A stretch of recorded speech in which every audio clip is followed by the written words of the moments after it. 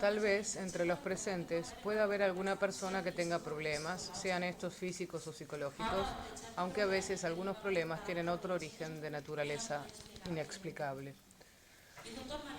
El doctor Malanga esta noche nos hablará sobre el argumento secuestros alienígenas, una realidad que supera verdaderamente la fantasía. Intentará explicar qué es lo que está sucediendo fuera y dentro de alguno de nosotros. Desde hace años, a través de la investigación y el compromiso, ha logrado dar contención a muchas personas y ha encontrado respuestas con respecto a ciertas actitudes y comportamientos extraños.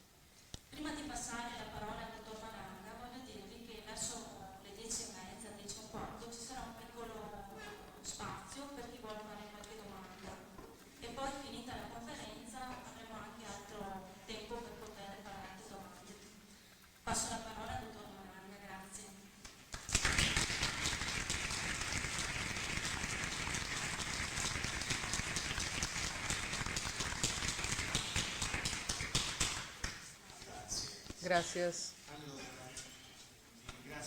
Les agradezco por haberme invitado. Es una ocasión importante para decir ciertas cosas, para dar un mínimo de información, por lo menos desde mi punto de vista.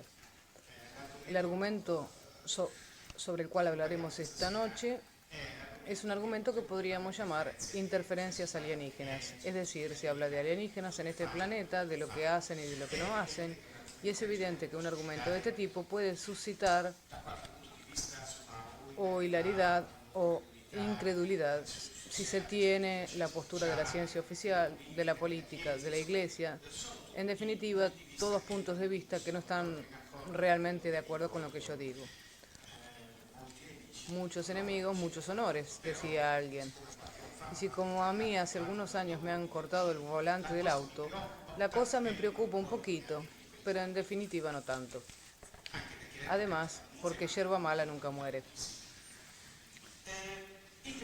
Interferencias alienígenas. Yo me involucré en el estudio de este problema, no lo quería hacer como es habitual, pero me encontré con esto por casualidad. En ese entonces, muchos años atrás, estaba en el Centro Ufológico Nacional. Este argumento era tratado solamente por los norteamericanos, Pat Hopkins a la cabeza, luego se agregó John Mack, psiquiatra de la Universidad de Harvard. Por lo tanto, no es cualquier tonto, ganó un Pulitzer como en un libro muy interesante. Luego un día se empezó a ocupar de alienígenas y la universidad le inició un proceso judicial. Él escribió un libro donde habla de alienígenas, 22 o 23 casos, analizados con hipnosis regresiva, donde los sujetos bajo hipnosis decían, recordaban haber sido atrapados por alienígenas y que estos les habían hecho cosas. Son momentos en donde la ciencia oficial es puesta en peligro, porque John Mack, psiquiatra de Harvard, padece un proceso del cual la universidad no saldrá muy bien parada, porque John Mack muestra que existe esta serie de casos de personas que tienen esos problemas. Por lo tanto, este problema existe. No se dice los alienígenas existen, se dice que existe un problema, que no es poco. En esos años yo me movía dentro del Centro Ufológico Nacional, porque era el encargado de la parte técnico-científica. En el Centro Ufológico Nacional nunca hubo grandes luminarias. Había periodistas, históricos, archivistas, pero yo provenía de la química orgánica, había hecho todo el recorrido de la universidad, etcétera, etcétera. Había estudiado física cuántica, por lo tanto veníamos de realidades completamente distintas. Cuando aparecían cosas extrañas me decían, anda vos que entendés, y me mandaban a estudiar estas cosas.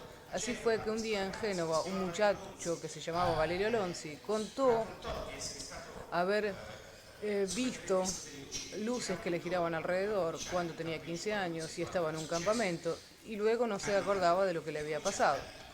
Así que me mandaron a mí. Ahí, yo no quería ir, pero me mandaron. Así empezamos a estudiar este caso, nos dimos cuenta que después de un año y medio que este muchacho bajo hipnosis regresiva contaba a grandes rasgos las mismas cosas que contaban los abducidos norteamericanos en los libros.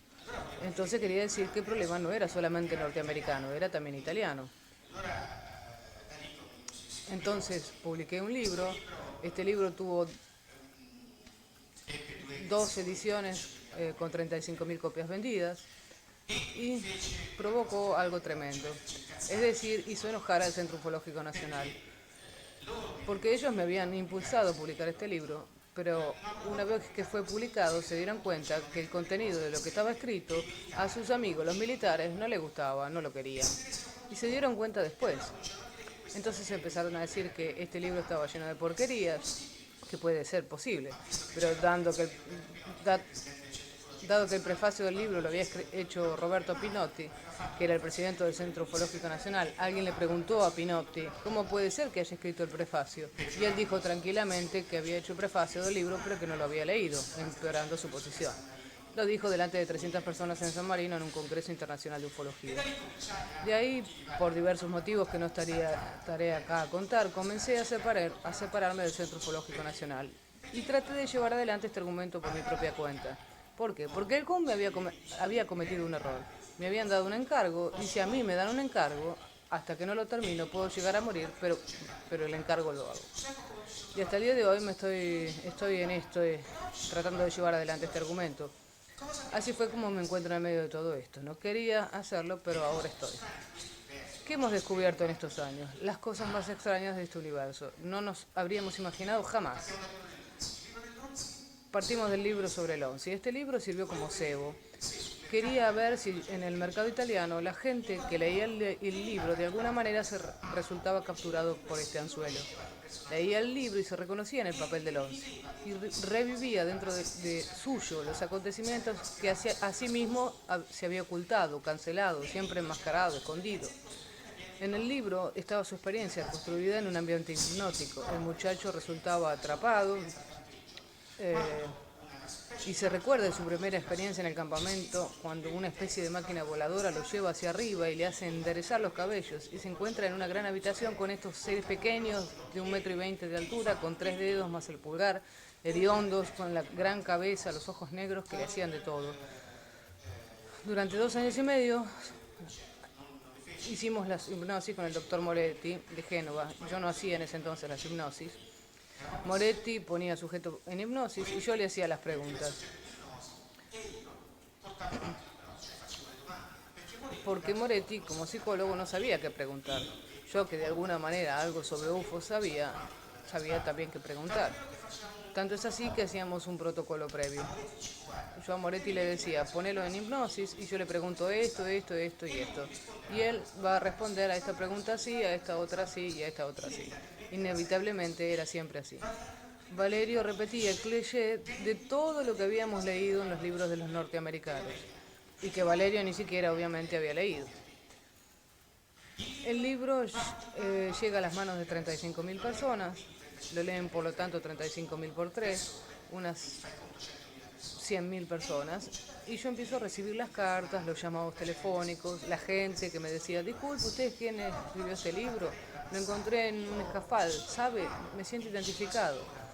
Me dijo una señora una vez por teléfono, muchos años atrás, me siento identificada con lo que usted escribe. Son cosas que a mí también me pasaron, pero no tenía el coraje de decírselo a nadie. Y me empieza a contar sus sueños, las operaciones quirúrgicas, los alienígenas pequeños, los otros más altos, de todo. Al final de la conversación, que duró 2 horas, yo estaba ahí después de un día mortal de trabajo a las 11 de la noche, no daba más, pero bueno, uno tiene que escuchar a las personas.